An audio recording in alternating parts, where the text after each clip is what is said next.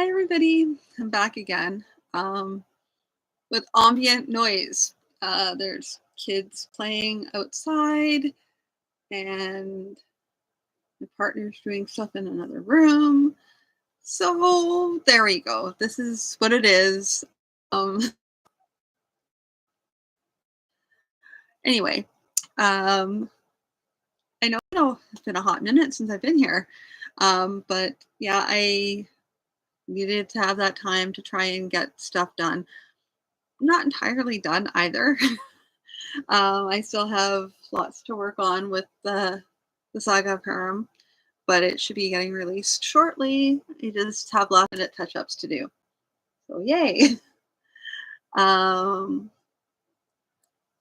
and tonight I'm going to be starting a new story because I'm almost done. I mean, ideally I was going to already be done, but there's just some hiccups, as always, which is fine. I'm sorry I was really bad about not posting much of a schedule. And I did say that I was going to be coming back in April. So here it is, April. And yesterday was just not going to happen due to life stuff. I'm going to try and be fairly regular, anywhere between 5 and 7:30.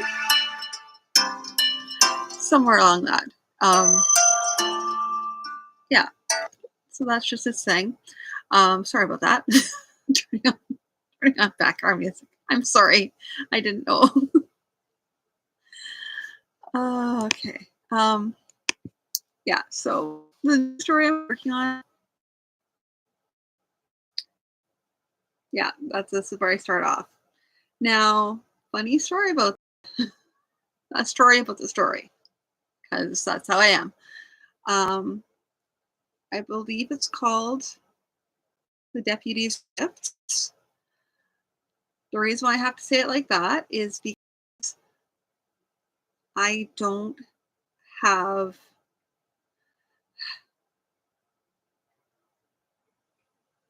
it's missing some parts. Um, but I think I'm going to try and experiment with you guys. I'm going to read it as is, and if there's anything that sounds weird or wrong, then just pop in the comments. I won't be able to necessarily be able to respond back to you, especially you, Twitch, because right now I'm doing a simulcast because I am not able to get to StreamYard yet because I'm not there. Do not have enough subscribers for that. um, so I'm not able to respond to you right away. I hope to remedy that eventually here. But in the meantime, I'm going to start reading tonight. They're shorter chapters. What I also had to do was as always, I came across more than one copy of the manuscript, and I started printing it off. I'm like, wow, this is super short. And then I realized that that's actually an earlier version of the manuscript. It's only like 1 or 2 pages per chapter. So there's that, which means now I have to go through the books and have to and tease out what is better, what fits better story, what doesn't. Yes, so there's that. And yeah, and tonight what I'm going to be doing is looks like there are approximately enough chapters for me to do roughly this month. And once I'm done, I'll take another break for a month. And I'll see how that goes because I'm not sure what stage of finished this is. If it's not really finished, then I'm going to have to go back to some of the other scripts, the other manuscripts that are more done but need polishing. Um, and what I might do is do the polishing on those in the month that I'm off, and then come back at you guys and see what you guys think about the updated manuscript. These are stories that you haven't read in like a year now, so hopefully it'll be kind of like a fresh set of ears. And it'll be new for me as well because I'll be having practiced reading for a while, theoretically. Not that I'm saying that this will be a more polished read than the last time, because I won't have practiced recently, so I can't be held accountable for that. Just don't hold me accountable in general. Anyway, I've babbled on long enough, and now I'm going to read the story. Um, yeah, starting straight in. As I said, I'm gonna probably have to do some heavy editing with this part of it, but let me know. There were 6 of them, rough-looking, wearing little or no armor, and tattered clothing, but well enough armed. Their horses were tethered just a little beyond them, cropping the grass and waiting until the riders had need of them again. The one who appeared to be the leader of the 6 was a large man, bald, slightly better clothed than the rest. They were gathered around about someone on the ground, a woman, and they were venting their cruelty on her in various fashions. The duties of the king's deputies are to protect lives, goods, and lands of all the loyal subjects of the king. They have authority to take or kill any bandits they may find. They have the authority to temporarily deputize local folk for the putting down of bandits. And they have the authority to command, for no more than 10 days, up to 20 men of the nearest army garrison.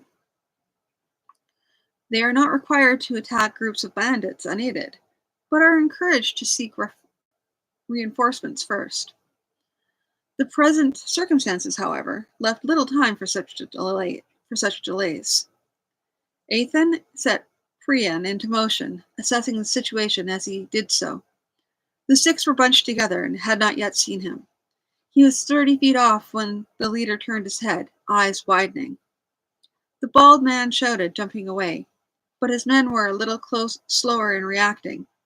Priam sent 2 of them sprawling with his shoulder, and Athan's sword cut down one more as he went through. He pulled the horse around in a tight circle, and his sword sent another staggering back with a nicked arm. As the 2 were getting up that the horse had knocked down, Athan caught the wounded man with the sword, then parried a blow from another. That was the only blow struck at him during the entire skirmish. His parry ended in a thrust through the bandit's chest, and by now the others were riding fast through the brush. Since the bald man matched the description of the impersonator of the king's deputy, Athan thought of pursuit for a moment, then instead turned to see what could be done for their victim. She was small and trim, slightly dark of complexion, with jet black hair, high-cheeked with a beaked nose. She'd been fair to look on before the bandits had caught her, but now her hurts were grievous to see. She was unconscious and not breathing well. Athan knew something of treating wounds, but the woman was suffering from a number of minor ones, not a few major ones. He washed her as well as he was able, bandaging some of the more serious cuts, then sat back to think. Casting a glance around, he saw a rag bundle on the ground, which proved to be her garment. He wrapped it around her as best he could, knotting it together to hold on. He now began to pay attention to things he had barely noticed previously. Her features marked her that as being of a race he had never seen before. The cloth of her garment was strange to him, and they were near the edge of the hills. The conclusion could hardly be doubted. She was one of the dwellers within the hills. He considered a while longer. Ought he take her to her own people in the hills, or should he take her back to Duna's farm? He could not be sure of his welcome in the hills, nor could he be sure of finding her people soon. She must be taken to her. Wrapping her in his own cloak, he mounted up and started back the way he had come. Duna was more open in his greeting this time. Welcome back, Ethan. You returned sooner than expected. He noticed the bundle in Ethan's arms. What's this? Someone has been hurt? Yes, I came upon her just a distance away. 6 rough fellows were tormenting her, and she is badly hurt. Lankesig was beside Ethan now. I hope you killed a lot of them. She does not look well at all. Poor thing. Bring her to the house where we can warm her a little. But when Ethan had laid her down on the bed, Duna had a clear look at her. He stood up suddenly. Sun's light, Ethan. She is one of the people of the hills. I thought as much. Yes, but in our house? She's hurt, Duna. She needs shelter and warmth at the least. What will the dwellers in the hills say if one of theirs dies in our house? What will they say if you put her out to die outside? Well, but by all accounts, they are chancy folk to deal with. How will they? Will you stop this chatter and allow me to help her? Indeed, they were resigned to it. When they were resigned to it, Duna and his while Ethan was sitting with her, but the woman awoke and began to speak. First, she babbled wildly in some language that meant nothing to the deputy. Then, suddenly, her eyes cleared. She looked at him, speaking with a strange accent. Take me home, please. I am dying. There is no hope.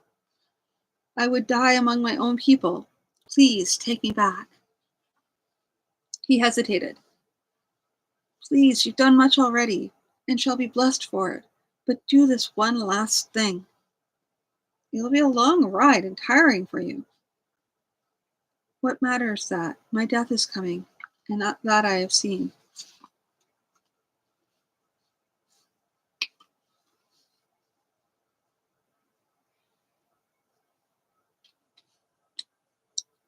Did I mention I was going to be editing?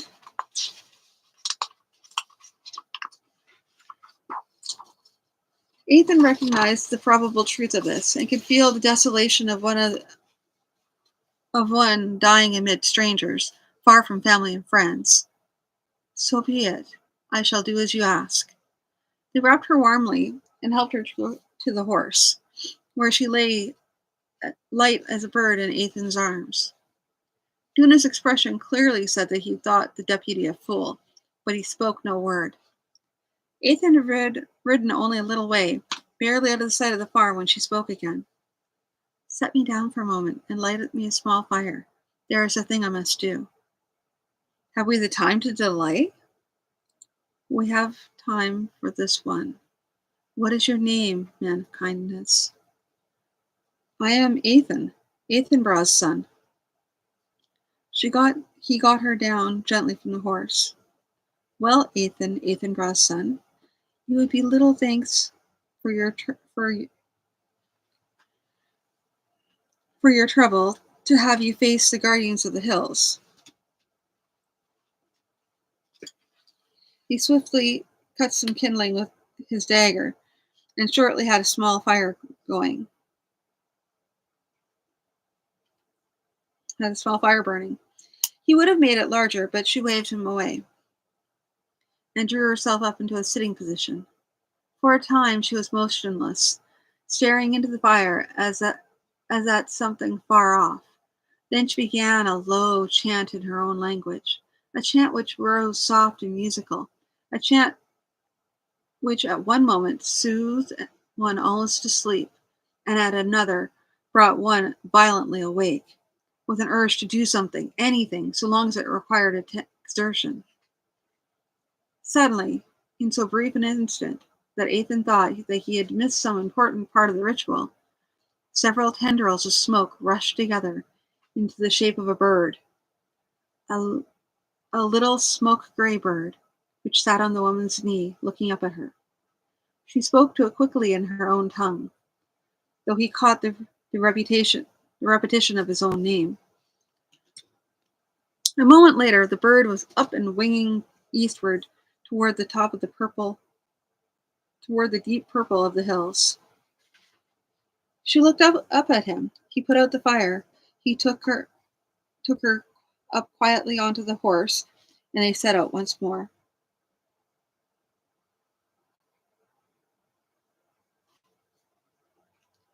Her face had grown dreadfully pale, and he slowed to the pace to ease her discomfort. She spoke in a low voice. My comfort makes little difference now.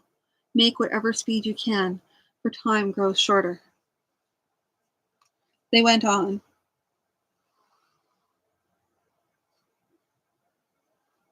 She pointed ahead with an unsteady finger. Travel toward that bright spot there. It is a spring. When you reach it, say these words. Yapat Ra Sunatka. The trail will uncover itself. It was some hours later that they paused before very weak, and her heartbeat slight. Then hesitated a moment, then spoke the words she had told him to use. Yapat Ra Sunatka. He had expected something spectacular, a flash of lightning, a smoke, and for a moment he thought he had spoken wrongly. But he noticed a faint track leading up around the slope from which the spring gushed. He knew that he had not missed that before, and he realized it had been hidden by magic.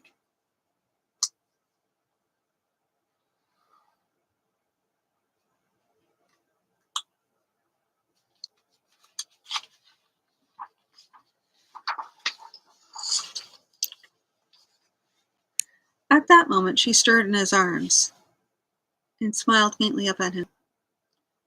It is too late. I do not have the strength I thought I had. My thanks for your efforts, Ethan Bra's son. Then she was dead, still smiling, and Ethan was left holding her limp body. He wondered for a moment whether he ought to turn back. No, he muttered. Her folk will want her body. They must have some sort of funeral rites. Priyan continued to climb the winding track around the hill. There was a sudden cold wind and a smell of rotting vegetation. Something began to form on the path before him. It was a great patch of mist with a strange pinkish center. It grew rapidly to twice his height. The shape shifted and changed, taking forms that sent shudders down his back. Who are you? The voice seemed to come from a great distance. Ethan Bra's son, he answered. And I said,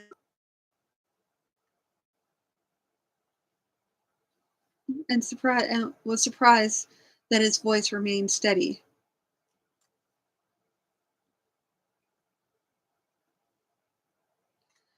The mist what? Really? Really?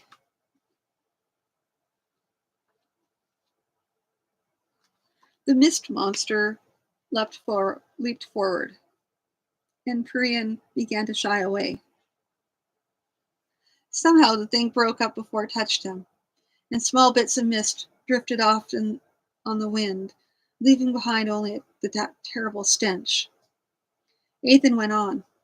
A little later, a young woman stepped from the brush before him, similar in appearance to the woman in his arms, but a little older. You bring my sister? Yes, but I fear she died as we passed spring. Her expression rapidly changed to one of sorrow, then resignation. I felt it in my heart. My soul told me so, but I still hoped. Would you follow me? They took a branching trail that led them at last to a large stone-built house. A group of people was waiting there, and the woman spoke rapidly to them in their own language. One of the men came up and tenderly took the dead woman from Ethan's arms, and they bore her away. The dead woman's sister invited Ethan into the house, where she poured him a large goblet of wine.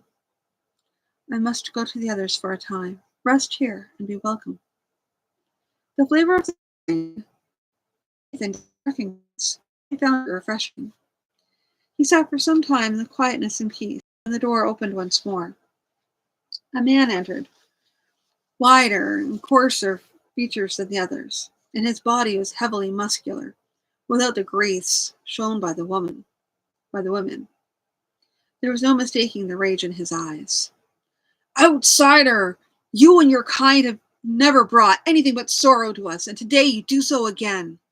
And doubly so to me, for I am told that I may not have the joy of my revenge on you.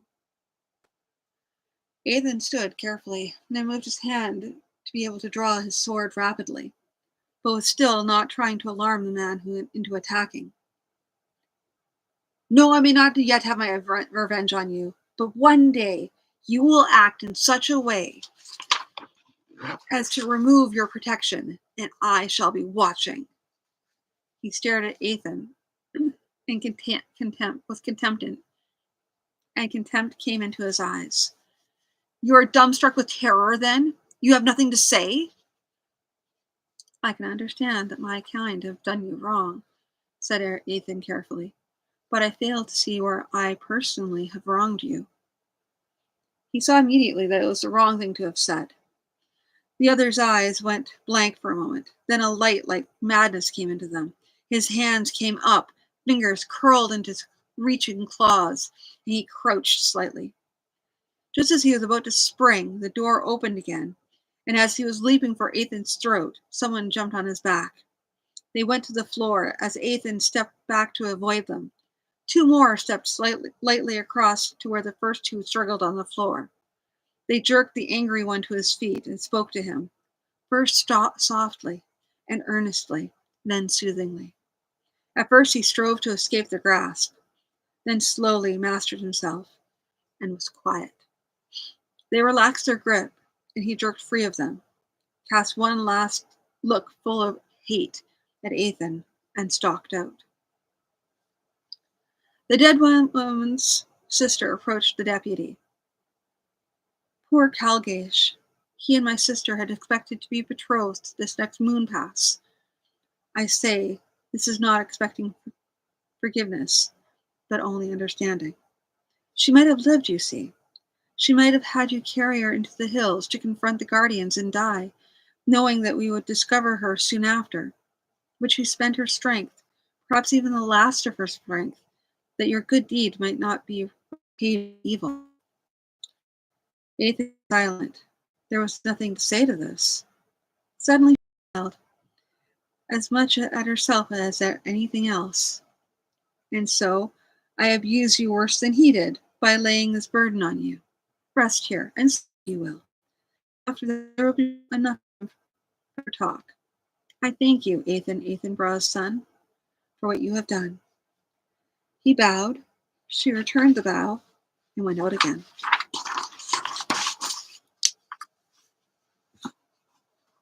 So that is a chapter. I suppose I should probably tell you straight out the bat. This is actually chapter 2. Chapter 1 is not been identified yet. As far as I know, it's lost to time. If I do enough searching, maybe I'll find it in his notes if I'm lucky, but I doubt it. So this is looking like chapter 1 so far. I think it stands just fine on its own. I can understand the story so far. Seems pretty simple. Let me go on to the next chapter because they're very short. So I'm going to finish up the next chapter, and I'll probably read 2 chapters a night depending on length. I'll let you know if that changes. Alrighty. So now the next chapter, the chapter formerly known as chapter 3.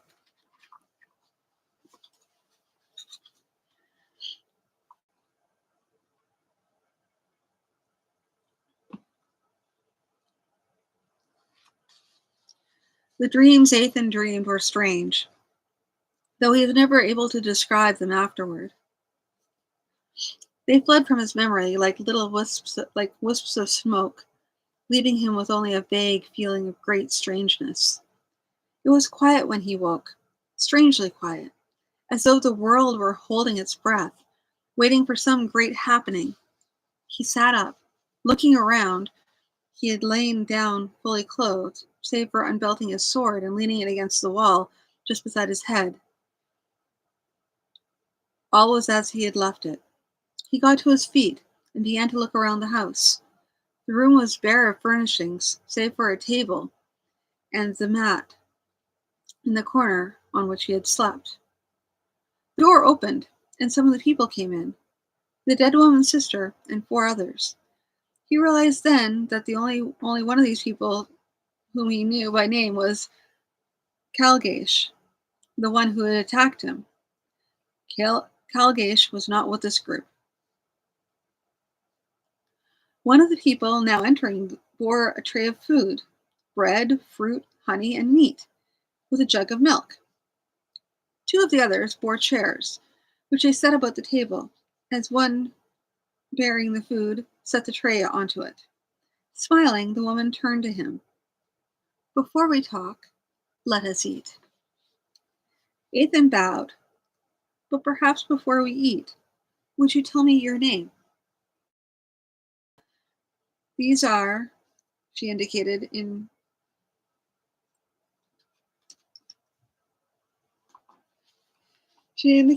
turn to the 2 men, 2 women.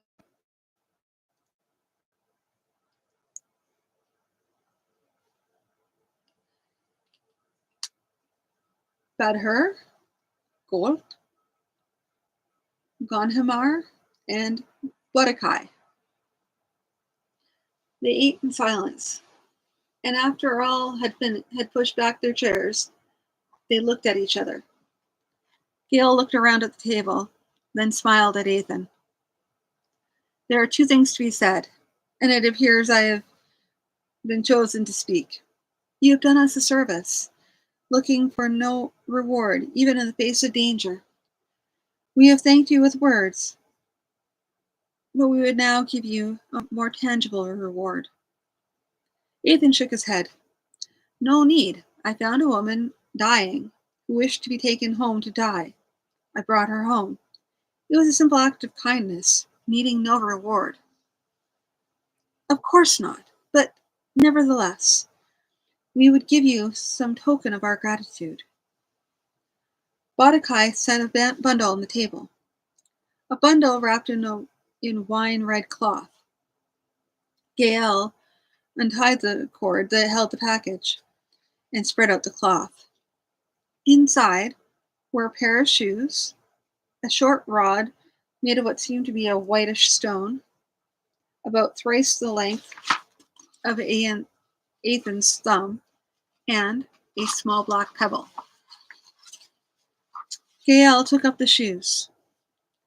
"These are the shoes of swiftness. With these, you may run more swiftly than any man." She took up the white rod. "This is the rod of strength. Hold it, and your strength is tenfold." She took up the pebble. "This is the stone of escaping. When you wish, it will bring you out of danger." Ethan looked at her, a little mystified. These would seem to be things of great power, things one would not wish to give away. She gave a little laugh. "The dangerous works of the fair people? No, these are merely tools. Tools with advantages and disadvantages. The shoes, for instance, will allow you to run out swifter than mortal man, but will weary you accordingly. The rod increases your strength, but only so long as you hold it in your hand. Tenfold strength, but in one arm. And the stone will bring you away from danger, but will bring you to somewhere within these hills." Ethan answered her laugh. "And just as it is said, the gifts of the fair folk have a sharp edge to them." She smiled. Even so, but the gifts are freely given, and you are warned of the risks. There was a little more talk. The lives of men and of fair folk go in separate paths, but not so separate that conversation was impossible. Shortly thereafter, Priyan was saddled, and Ethan was once more on his way, with 3 gifts in his saddlebags. Gael rode with him for a little, to see him safely out of the hills.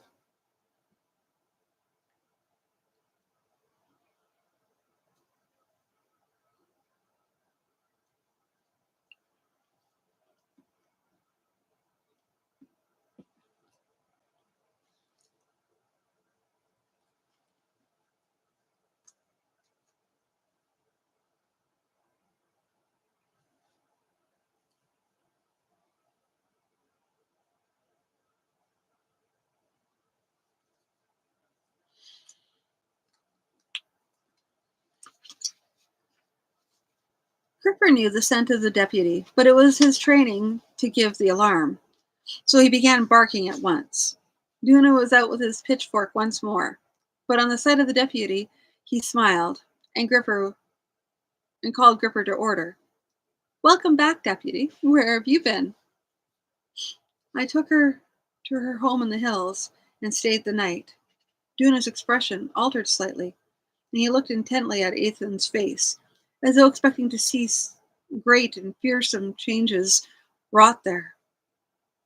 Come, Duna, it is only I, Ethan, Ethanbrow's son, not some fearful changeling from the hills.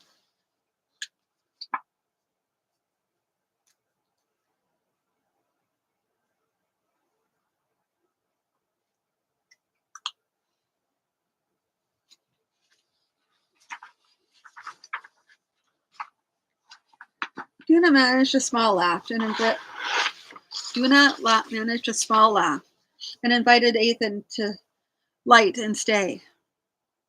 For all that, though, several times during the evening, Ethan noticed the farmer casting searching looks towards him. Later that evening, after they had been fed, Duna plucked up his courage. What passed in the hills, deputy? Ethan took a deep breath, realizing that he dared not tell Duna everything. Shortly after we left your farm, she asked to get down in order to perform some magic. I built a small fire for her, and out of the smoke of the fire, she sent a little bird into being. She sent the bird off as a messenger to tell our people that we were coming. Ethan told his tale, but thought it best to leave out all the mention of the 3 gifts. His host was suspicious enough, without adding to it by admitting possession of magical items from the hills. After Ethan had finished, Duna looked at him and smiled. Yes, I have been mistrustful. I have told you before that I am alone but for my wife and son, and some strange and frightening tales are told of the hills and those who dwell in them. And are there not already fearful enough things fearful and oh my goodness. Are there not already fearful thing fearful things enough in this world in the world we know? Oh, good for you.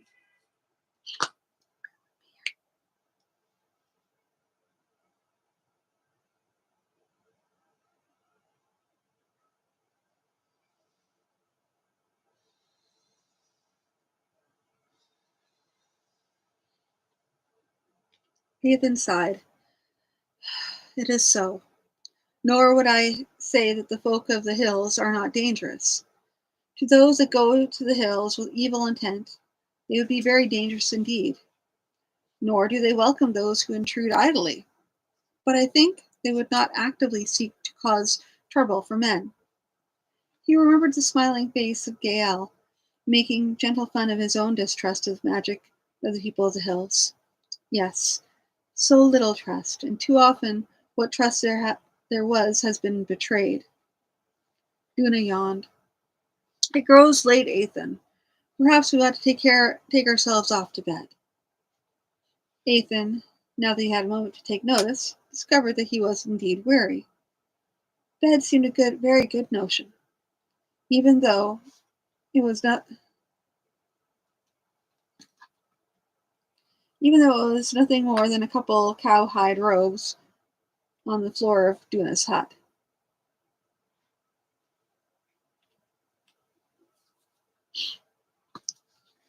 It was in the middle of the night, and Ethan rolled himself out of his blankets with a sword in his hand. He was standing at Duna's side when he realized that Gripper was barking. Duna went to the door and set his eye to a cunningly made hole, hardly visible from the outside. He grunted. They went to other parts of the house, peering through other such holes, then returned to the deputy. Ethan had already looked out the hole at the front, where he saw two men, swords in hands, waiting. They watched the house and occasionally looked away, as though watching for a signal. About 10 of them, Ethan.